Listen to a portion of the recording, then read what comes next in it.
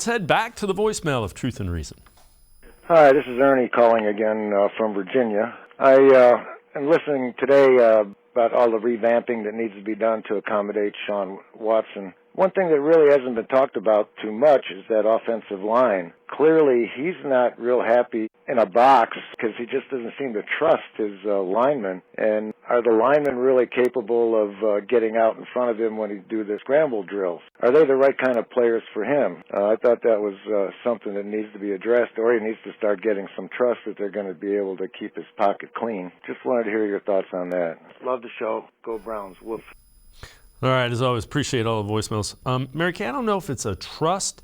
I think they have to pass protect a little different because he does scramble, and you got to get used to that. You have to hold your blocks a little longer. You can't quit on a play after the initial wave.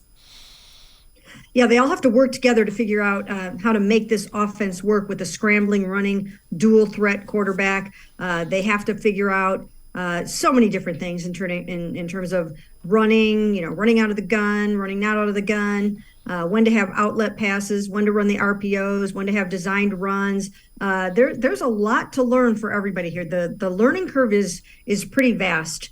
And as you mentioned, the offensive linemen are going to have to figure out how to block adequately for Deshaun Watson, and he's going to have to communicate with them.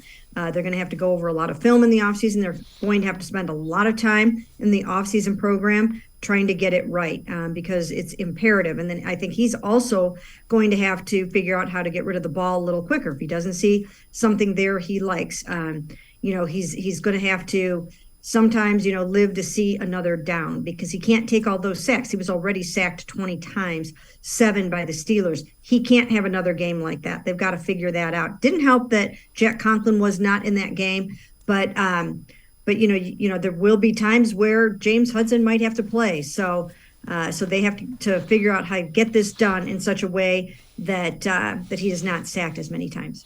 But again, those are, as far as problems go, those are good problems because they usually lead to a more explosive offense.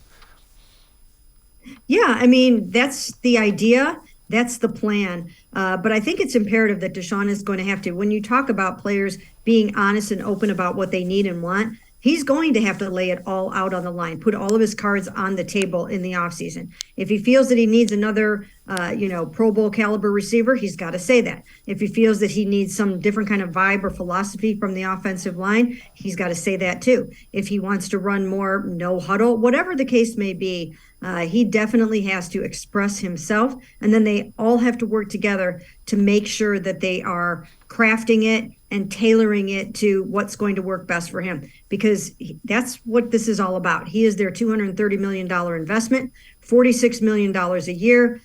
He's the reason why they, kind of put their fan base through a lot of controversy through this. So, they've got to get it right.